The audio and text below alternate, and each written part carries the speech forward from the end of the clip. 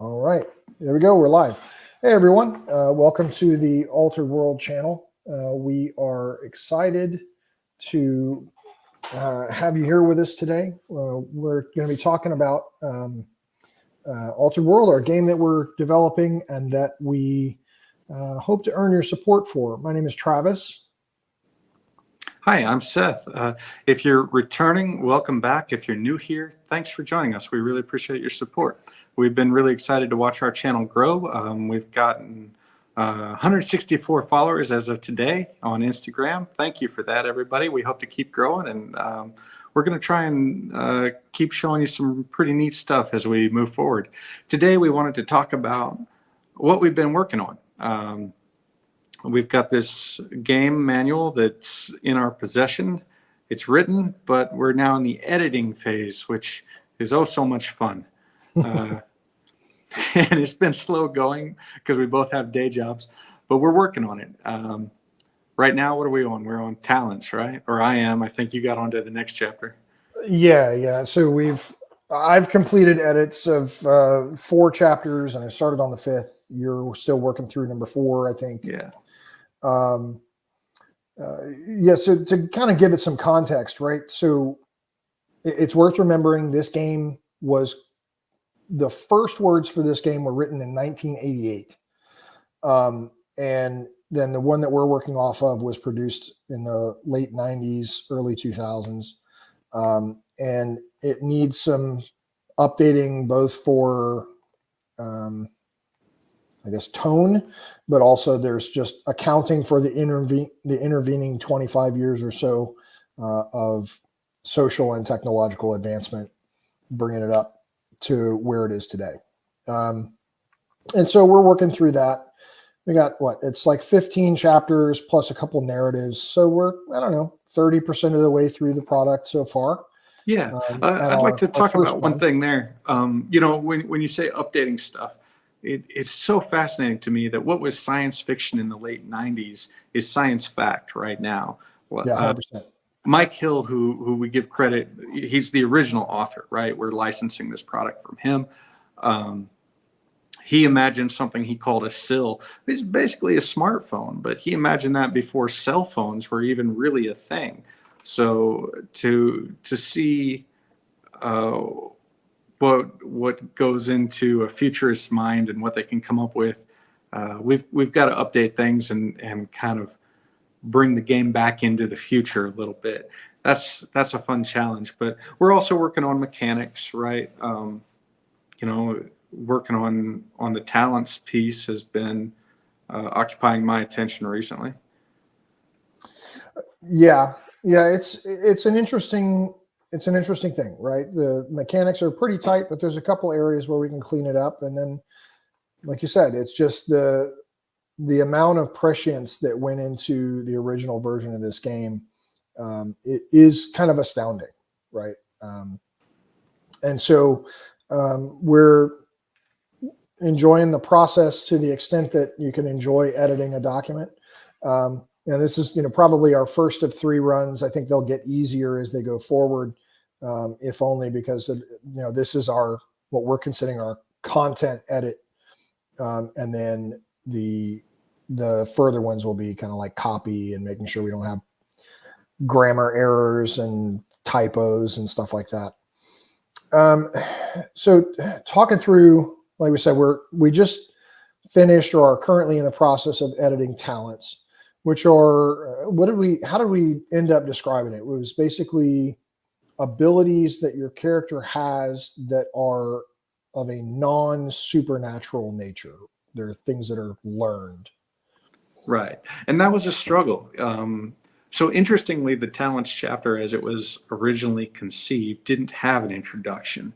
I think the idea was that this was going to go in front of people who were veteran role players and didn't need or want all this extraneous fluff kind of explanation. That chapter on what is role playing and why is it fun and what's a game master, even down to things like not bothering to explain what talents were because maybe it's obvious. But we got to asking ourselves, well, what makes a talent different from, I don't know, a magic power. So we had to define it. And it was a little bit tricky, right? Because in our game, some people can learn magic powers. So, okay, a talent isn't strictly something that's learned. And some species have talents as part of just being that species. So they don't necessarily have learned it. We came up with something, and I think it's a workable definition.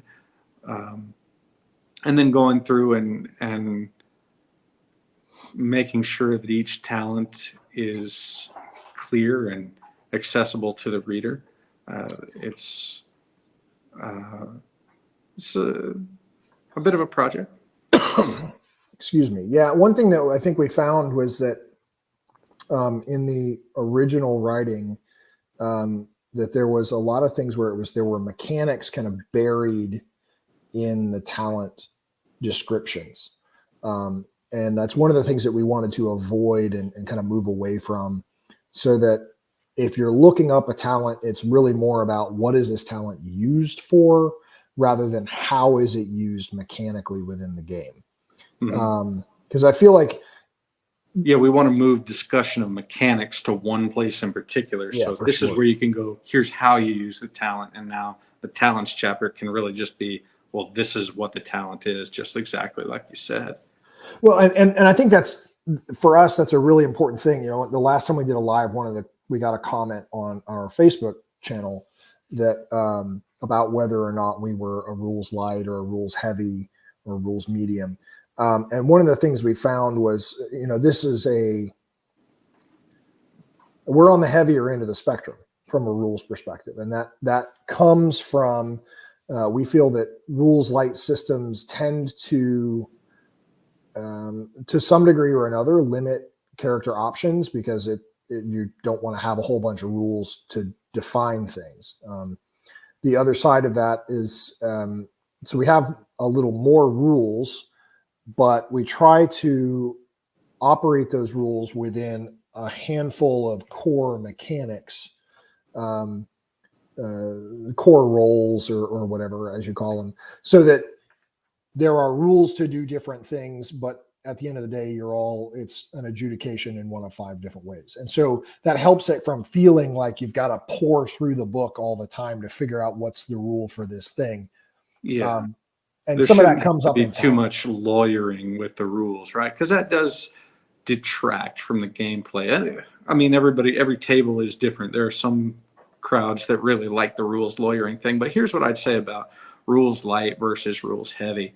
If you have what you think of as a rules heavy system, you can scale back. You can decide to make that rules light, and it works if there's consensus at the table. But if you start with a rules light system and you find that it's a little too arbitrary, or it's hard to adjudicate things at the table because there aren't rules, and that gets contentious at the table, it's hard to make rules on the fly. It's easier to say, hey, let's not worry about that right now. If that improves game flow, by all means, like, it's a game. We're supposed to be having fun. So let's have fun, and Yeah. we just want as many rules as it takes to have fun as efficiently as possible. And to address the various ways that individual players may have fun, right? Mhm. We've had some pretty involved conversations over the last week or so about a specific set of rules with regards to, frankly, full automatic firearms, and how do you address that in a way that provides the level of realism that a player who really, really wants that realism can have what they're looking for, without being something that's so obtrusive that the players who don't care about that don't have to do trigonometry to use a firearm that shoots 3 bullets in a phase. When it's rules on firearms, it's trigonometry. But yeah, and so but this is the tension, right? Like, between rules and smoothness of play, I guess. you can approach a more realistic outcome if you impose a lot of rules and mechanics on your system, right? Like you can have really granular rules about how far and how high you can jump and what you need to do to achieve that. And you can approach realism. You can always ask, well, if I go outside and do this, what does it look like? Okay, how will I simulate that in a rule set? And you'll find that very quickly your rule set does get cumbersome. It's not rules heavy, it's rules lead boots. You can't move after a while. So on the other hand, if you play it too fast and loose, you've got everybody doing like anime jumps all over the place. And if that's what you want, that's fine. I guess my idea is that the more you insist on realism in the game, the more rules you're going to have. And every table has to find that balance, and every game design has to find that balance. And we're trying to find a sweet spot where it's realistic enough that it's satisfying. It doesn't make you frustrated. But at the same time, there's still some wiggle room to say, hey, it's a role-playing game. You've got to have mechanics for some outcomes. And this is just the game aspect of it sometimes. Yeah. And so that's kind of what we've been doing over the last week in terms of, again, talents and looking at some of the mechanics and pulling the mechanics out so that they can belong all in one place and have, if you're looking for something about mechanics, it's all in one chapter is the idea. And then kind of before that, the preceding chapters, the one before was about NAOSH, which we talked about a little bit, or we talked about in our last live, which NAOSH is the closest our system comes to having a class. And it really just is about your character's relationship to supernatural powers and how they work, whether or not you can do supernatural powers, and then if you can, how they function. And then before that was the species chapter. What do you think about that, Seth? I think that we have a lot of options to offer people. We have 3 different alien races and then different species of humanity to play. And they kind of have some have familiar names, some don't. Some, like for elf, instead of elf, a more Celtic word, she, which is spelled funny for the if you want to read it like an English word. But and then Tim and Veer, most people might think of them as trolls or ogres. Dems, people might think of them as halflings. You got orcs, gnomes. Who am I missing? Humans? Dwerg. Okay, yeah. So those are all the species of humanity, and there's lore in there to talk about why they exist and how they came to be in this world and why they might be called by a different name than you would know them, or why they would have this name and yet resemble these fantasy races. And as far as the aliens go, they're really interesting. You got the Morthai, the Lorcas, and the Rias. Yeah, and the Lorcas, I think, are for me are probably my favorite race in the game. I think there's some species in the game. There's some interesting things about them. They're almost kind of like a gorilla type creature with 4 arms. So if you imagine with blue fur. With blue fur, yeah, that's the other thing. And they are pacifist in that their culture has reinforced through a whole bunch of different reasons. Their culture has very strongly reinforced a tenet of pacifism to the point where if a Lorcas initiates violence, that they are emotionally traumatized by that to a great degree. And additionally, there are some Lorcas who have drifted away from that native culture, and they tend to make all the other Lorcas very, very uneasy because there's just something not right about them. But the Reyes, they're an interesting one. They're one that we recently had a post on our Instagram showing some artwork by, good Lord, I have no idea how to pronounce his name, actually. Jimmy. We'll go with Jimmy. Yeah, Jimmy. We've credited him in Yeah, please go look at that post and take a look at Jimmy's work. We credited him in there. I think you can link to his page and see what he does. He's a really talented artist. We were glad to work with him. He did a Lorca's picture for us and a Riaz picture. The Lorca's picture hasn't been posted yet, has it? Not yet. So stay tuned for that. It's coming. And it's a nice piece of work. We're happy to be working with a real live human artist. We've talked about this in the past, for those of you that want a real treat, go into your favorite AI image generator and just say, give me a blue furred 4-armed space gorilla and just see what you get back, Yeah, it's nightmare fuel. Yeah, can be. But, with the Reyes in particular, I think one of the things that Jimmy really knocked out of the park for us was that they are a bestial, kind of animalistic species that kind of... You mean like a cat person, right? Explicitly not cat people. And that was the problem we had when trying to generate any AI versions of them for, just general Instagram content, was that invariably what we got was a human with a cat's head stuck on top of it. And it never was right. And he really captured what we were looking for.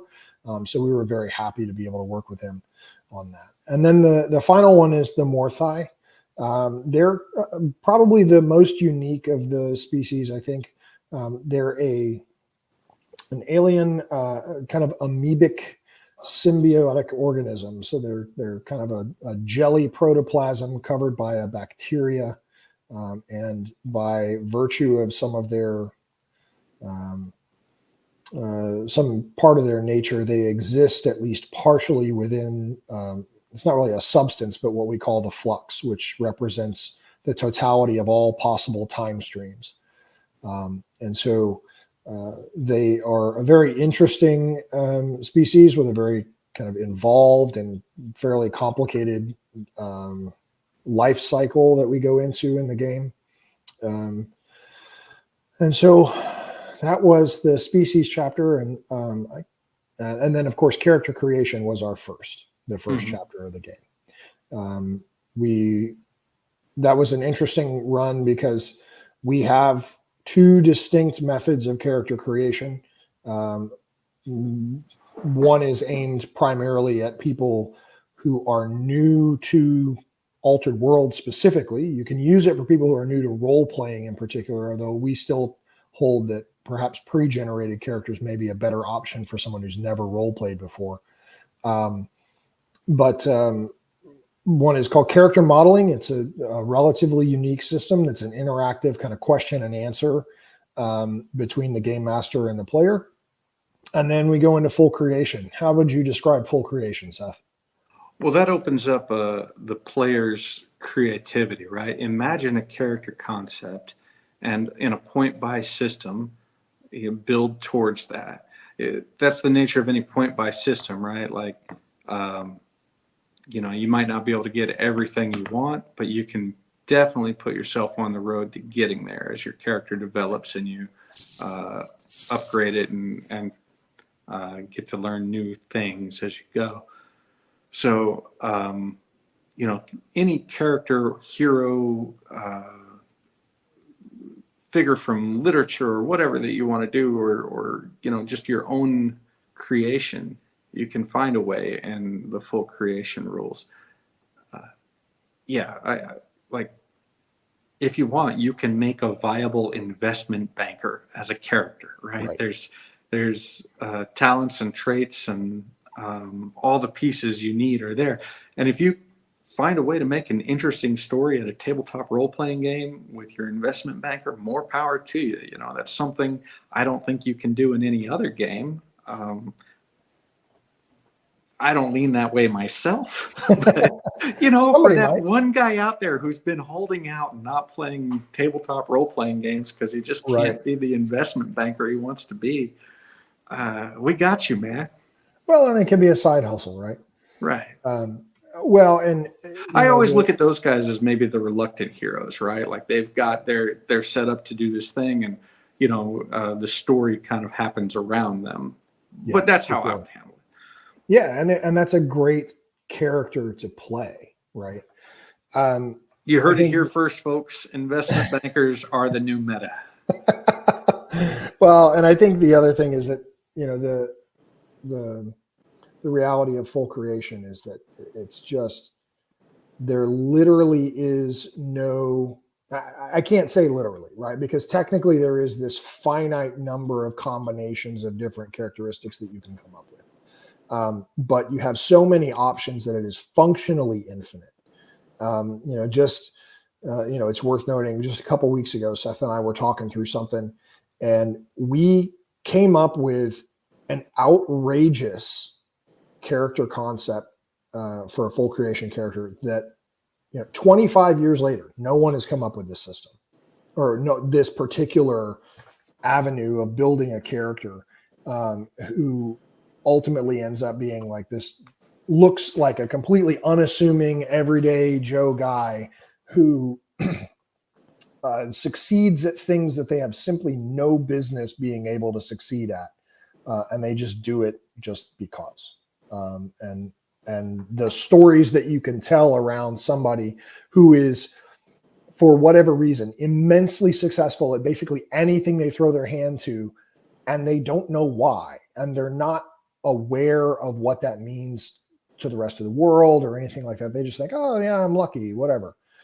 And it's an interesting twist, and to be able to come up with completely novel character creation concepts 25 years later, to me, is a really a testament to how broad the options are with this system. Well, let's see. We've been going for about 20 minutes or so. What else? Anything else we want to say before we sign off? Any comments or anything like that? We had one comment. Just one of our followers hopped on. I mentioned hi to them. They didn't have anything to say, but All right. Yeah. So for those of you who might take a look at this after we post it, if you see us going live, you're welcome to hop in. We'll try and check the comments. And if you want to ask questions about who we are, what we're doing, and this crazy thing called Altered World, yeah, feel us out, man. We're hoping to engage with you guys. Yeah, we'd love to talk with you. But on that note, I think we'll wrap it up. All right. Well, thank you for watching this far, and we will catch you next time. See you in the comments. Bye-bye.